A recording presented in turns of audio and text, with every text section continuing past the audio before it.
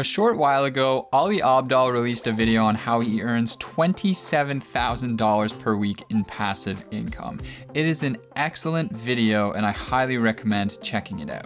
After watching it, I was inspired to create my own video to share my perspective as somebody who is definitely a beginner compared to Ali, but I also wanted to round out some of the points that he made regarding personal finance as well as investing because, well, that is my bread and butter. For reference, I earn about $1,250 per week depending on the month in passive income, and that is excluding my active income, but I've only been working on this for about 1.5 years versus Ali, who I believe he mentioned has spent 8 years building his empire. So I hope that between the hyper successful perspective of somebody like Ali and the more beginner perspective of someone like me who has some level of experience and success at this, you'll be able to form a more rounded out perspective of your own on passive income.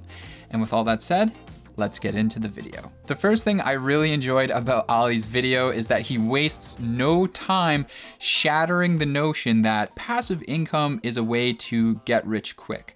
I think a lot of people think about passive income like this.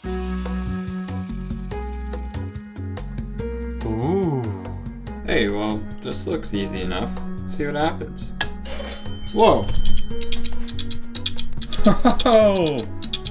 When really, it's a lot more like this. So this is the wheel on my bike, and anyone who's ridden a bike will know that we can transfer an amount of kinetic energy to the bike that will allow the wheel to keep on spinning without us having to do anything for a period of time. This is a lot like how passive income actually works. Me spinning the wheel is the initial work that I have to do, but then after that, the wheel continues to spin for a period of time. Or in other words, I continue to earn income for a period of time. For example, every time I create a YouTube video, this is like me spinning the wheel. So I create the video, then I post it, so I give that wheel a spin, then the video gets views, it gets likes, comments, ads are played on it, and for a period of time, that video is basically gonna be like that wheel spinning. It's gonna earn me some income for some period of time. Could be short, could be long, depending on a bunch of different factors like how the video actually does. But just like this wheel can slow down if we don't continue to spin it, our passive income streams can also slow down if we don't continue to do the work. This is also tied to the next excellent point that Ali brings up. Passive income is all about detaching our income from our time. This allows us to transcend the standard 8-hour workday, and this therefore greatly increases our earning capacity. Another way I like to think about it is taking yourself from a scale of 1 to a scale of infinity. If you work for an employer, which there's nothing wrong with, by the way, just bear with me for the purposes of this example, you are most likely serving one entity with your services. Therefore, you will receive one income stream from this entity, and this income is most likely active income. Also, this entity is most likely in control of how much you're being paid. But when we pursue passive income streams, what we are generally trying to do is scale ourselves beyond serving one entity. For example, by starting a YouTube channel, you give yourself the opportunity to serve millions of people across as many revenue streams as you wish to cultivate. And now you are much more in control of your earning potential. So hopefully those were helpful ways to conceptualize what earning passive income is actually like and why it can be a great thing.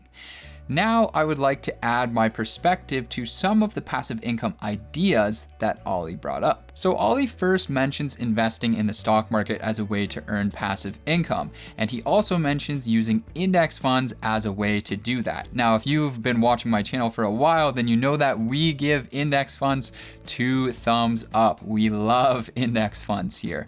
If you're curious about index funds, how to use them to invest, definitely check out more of the videos on my channel because I talk about them a lot. I do, however, want to push back here a little bit on how Ali uses the term income, especially related to investments, because it's a little bit off. And I just want to highlight here, I'm not trying to nitpick the crap out of Ali's video. I'm a big fan of his and his work. I'm just trying to add additional context specifically to this investment part because, you know, that's kind of my realm. So it's actually a bit dangerous to equate investment gains with income because they are not the same thing. An investment doesn't actually become income until you sell it. For example, if I bought an index fund with $10,000 and in 1 year it turned into $16,000, you might be tempted to say, I earned $600 per month in passive income on my investments. But this would technically not be true. Because what if the next year the stock market crashed and your investments dropped to $8,000? Where did all your income go? Well, you never had income. You had what is known as unrealized capital gains, which is just a fancy term to say your investment had increased in value. But now that it's decreased in value, now you have unrealized capital losses, which is the opposite of gains. So equating changes in value of your investments with income is kind of dangerous because it can lead you to think that you are earning more income than you actually are, especially if the market goes down. Only count investment profits as income once you've actually sold that investment, locked in the profit, and you have that cash back in your possession. That's income. Like literally, for tax purposes. So sorry for nitpicking that point a little bit. I mean, I can't really help it. I have a degree in accounting. I nearly did the CPA thing. I nearly became a financial advisor. So, I mean, yeah, I couldn't help it. Next, Ollie goes on to talk about starting a YouTube channel, and throughout the video, he keeps coming back to the idea of building an audience, and that's what a YouTube channel really allows you to do. It kind of forms the foundation for all of the other ideas he came up with, whether that's, you know, starting a podcast, building a course, or even using something like affiliate links, which brings me to the sponsor of today's video, Epidemic Sound. You guys know I love trying everything from funny skits. This is your last chance. After this, there is no turning back. You take the blue pill, the story ends, and you end up back on the YouTube homepage, and you believe whatever you want. To cinematic shots. COVID causing the worst. And now the New York money anxiety. Is that right? Worst. And Epidemic Sound is where I source all my music and sound effects from, whether that's adding some rain,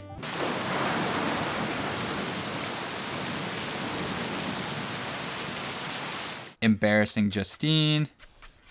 Come on. What? Oh, no. Oh. And then Justine beating me up afterwards.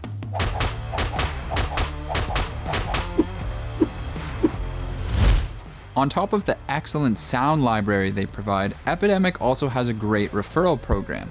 Once you sign up for Epidemic Sound, you can then refer friends to get free months or money off your bill, depending on which plan you choose. So if you need a great tune like the song I played in my apartment tour, check out Epidemic Sound using the link in the description down below and get your first 30 days free. So I mentioned a YouTube channel is the basis for a lot of the passive income streams that you can build, right? It's a lot easier to get podcast downloads, course purchases, clicks on your affiliate links if you already have this existing audience. And this is something that Ali also brings up a lot in his video. And the reason he brings it up so much is because, well, it's true, and YouTube is an excellent tool to develop this audience. And that's because YouTube is a search and discovery tool. It basically tries to surface content to people who the algorithm thinks might like it. Now, a podcast on its own or a course on its own, it's not going to do this for you. It's not going to go out there and try and find the audience for you on its own like YouTube does. So like Ali, I primarily use YouTube as my platform, which then I can bring my audience to my videos and then let them naturally discover other things of value that I might have to offer them, like my course that's also linked in the description down below. So being a beginner at this, I've posted 107 videos. Actually, after this one and the one before it, might be at like 109 now. I've gotten myself up to 37,500 subscribers, and that once again took me a little over a year and a half to achieve. The two main things I learned from doing this is that 1, audience size controls the range, and 2, value controls the factor. What I mean by this is, let's say you have an audience of 100,000 people and provide them what I will call a value factor of 1. For the purposes of our example, let's say that nets you $100,000 per year. But what if we had a smaller audience, say 25,000 people? Can we still make $100,000 per year? Well, maybe. It would probably be tough unless we can provide them a huge amount of value, a value factor of 4, or 4 times as much value as the first example. So there's a few things I think we can learn from this. The first is that it is still possible to earn a lot of money from a small audience if you focus on providing a tremendous amount of value to that audience. Maybe there's a niche problem that's very specific to a subsection of people that you are able to solve and address in a unique way. That can provide a lot of value to a small amount of people and earn you a good amount of compensation in return. Another thing that we should consider is that while we all may have a natural desire to want to earn a lot of money and very quickly, it might be a good idea to focus on audience building first as opposed to the monetization aspects of your platform. In this way, we can liken it to the growth of bamboo. Bamboo spends years growing its root system while nothing is really happening above the surface. But then finally, once the roots have spread out and developed, the bamboo shoots rapidly into the air.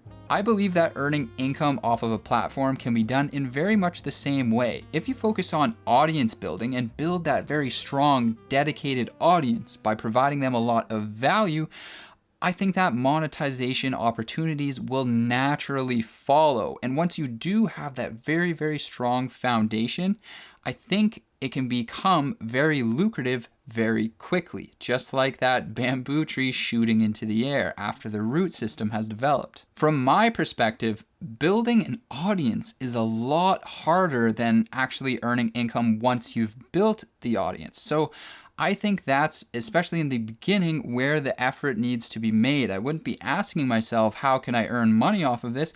I would be asking myself, how can I build this audience? How can I provide as many people as possible, as much value as possible? Because then exchanging money for value becomes very easy and very natural. If you don't have an audience, who are you going to be exchanging value or money with? So that is my perspective on earning passive income as somebody who is a beginner compared to Ali. And Ali, if in some alternate version of reality you somehow end up watching this video, once again, I'm sorry for just that, minor point about investing. Hopefully no hard feelings. And hopefully between the sensei-like perspective of Ali and my little noob thoughts, you will be able to spin your own bike wheel to grow your bamboo tree up high into the air and earn as much passive income as your heart desires. And for the heck of it, since this is a video about passive income, maybe check out some of the links in the description down below. Maybe you find something you like. All right, thanks so much for watching, and I'll see you again soon.